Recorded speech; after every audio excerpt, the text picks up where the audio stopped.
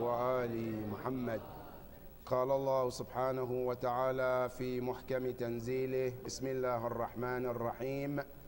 ولقد كتبنا في الزبور من بعد الذكر أن الأرض يرثها عبادي الصالحون. صدق الله العلي العظيم. اللهم صل على محمد وآل. My dear brothers, dear sisters, Assalamu alaikum wa rahmatullahi ta'ala wa barakatuh. I have one promise to say before I start my speech. Tonight, I guarantee you the A'mal will start at 9 o'clock. So if you look at the clock, we only have 10 minutes for A'mal. So what that means, I have to speak for 10 minutes. And if that is fair for the birth of Imam al-Zaman, allow the salawat. Allahumma salli ala Muhammad wa ali. Another one for his fastest appearance. Allahumma salli ala. The third one for his well-being, Ya Rabb. Allahumma salli ala Muhammad wa ali Muhammad. My dear brothers and sisters, I just want to mention one thing tonight which is related to Imam al-Zaman and related to tonight as well.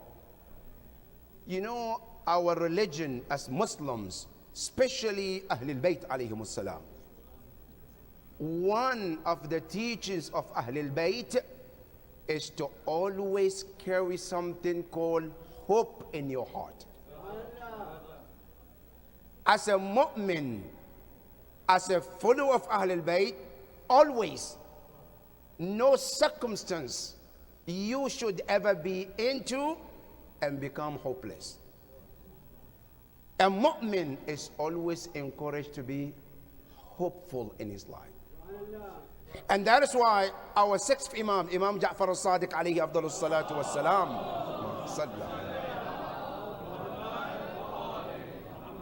he said, Al-mu'min ya'ishu bayna al-khawfi wal-raja.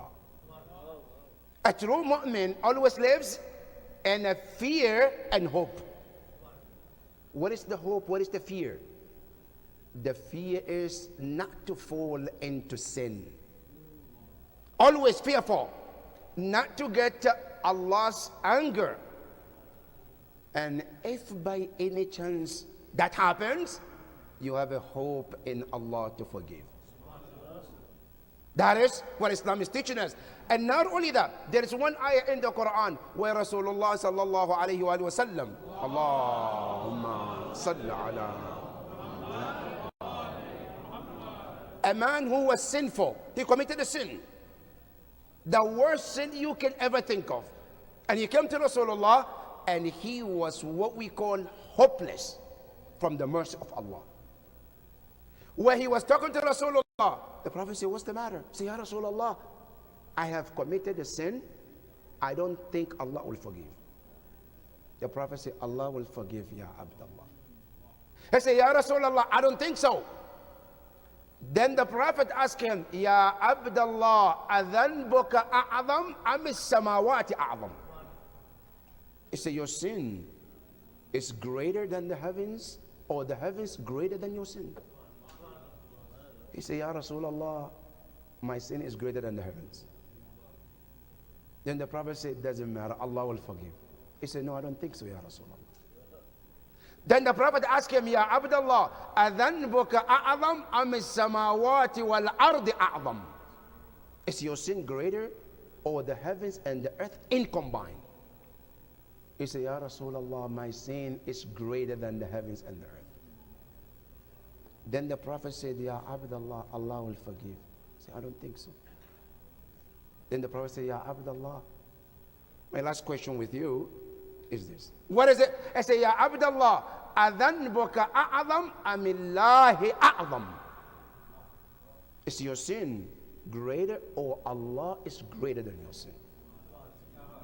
Then he say, Ya Allah, Rasulullah, Allah is greater than my sin. Then he says, if Allah is greater than your sin, He will forgive that sin. Then the ayah came down. After the ayah was revealed, then Allah said to the Prophet, Ya Rasulullah, tell him. He was worried about his sin. Him becoming hopeless from my mercy is worse than the sin he was thinking of. Being hopeless is the worst. So in Islam, we are always encouraged to have a hope in the mercy of Allah subhanahu wa ta'ala. Now, this hope is something we think, is something we always have in mind. But there is one being who materialized that hope as a person. That person, when you look at him, you see every hope that you ever thought, every dream you ever thought it will not happen. When you look at him, his face tells you all the hope you need is with me. And that person is Imam al-Zaman alayhi afdalus salat.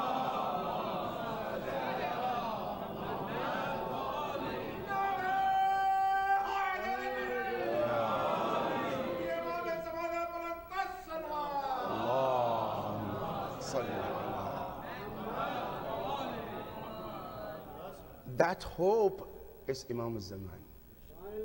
No matter what you think in your mind as a dream in your life, right? Imam al-Zaman is that hope for you.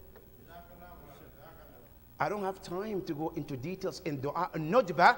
When you read it, you will see all that hope that Allah promised all the mu'mineen.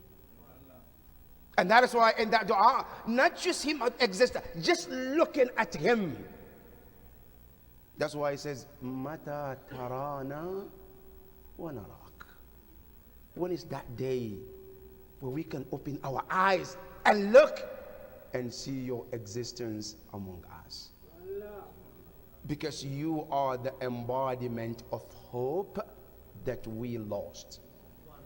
That today, if you look at the world and what is happening, the chaos, the injustice, the bloodshed, the financial issue, the sickness, the diseases, the corruption that you can think of, who do you think is the embodiment of the fixing of all those problems? That being is one which Allah promised you and I. And that person is whom? As Imam Sahib al-Asri wa Zaman.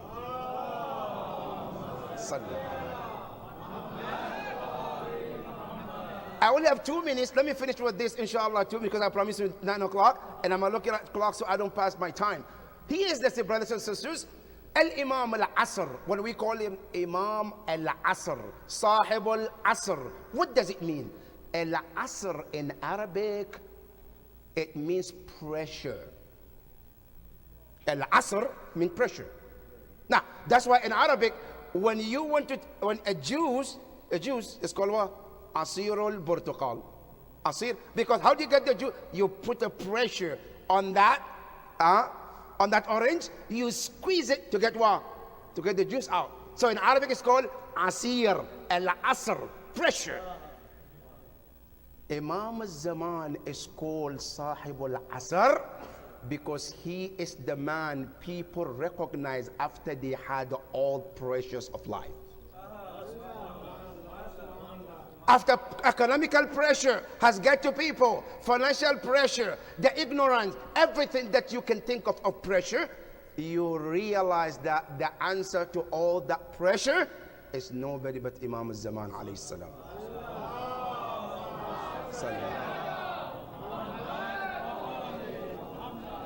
And tonight is the beginning of that hope, brothers and sisters.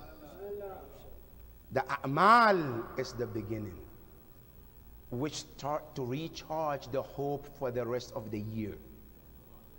As we started the A'mal, and you write your adheres, right? And you tell the Imam, all my problem, and I know you are the one who can fix them. You are my hope, and I pray that that hope materialize soon, inshallah. We pray to Allah subhanahu wa ta'ala to accept our a'mal, ya Rabbal Alameen. We pray to Allah subhanahu wa ta'ala to hasten His appearance, ya Rabbal Alameen. We pray to Allah subhanahu wa ta'ala to give us the tawfiq to witness the day of his appearance, Ya Rabbal Alameen. Ya Allah, not only that, let us be among the servant of his government, Ya Rabbal Alameen. And with that, I would like us from the heart, from the mind, picturing that great human being in your mind and heart, and read Dua al-Faraj from the heart, asking Allah, Ya Allah, that hope that you promise, we're really waiting for him. Ya Allah, make it happen. From tonight, as we know he was born, he's born tonight, Ya Allah, make it happen. The world have seen enough, and now it's time to see the embodiment of that hope. With Dua al-Faraj, inshallah, together with the loudest voice we can, with connected heart with that Imam, wherever he may be at this point of time, with the beautiful face of Ahlul Bayt, looking at that beautiful Mawlud of tonight, who is the hope for all mankind. Ya Allah, hasten his appearance, Ya Rabbi, and beautify our eyes by just looking at his beautiful pure face, Ya Rabbal Alameen. Dua al-Faraj. بسم الله الرحمن الرحيم اللهم كن حجة ابن الحسن صلواتك وعلى آبائه في هذه الساعة وفي كل ساعة وليا وحافظا وقائدا وناصرا ودليلا وعينا حتى تسكنه وتمتعه فيها برحمتك يا اللهم صل على محمد.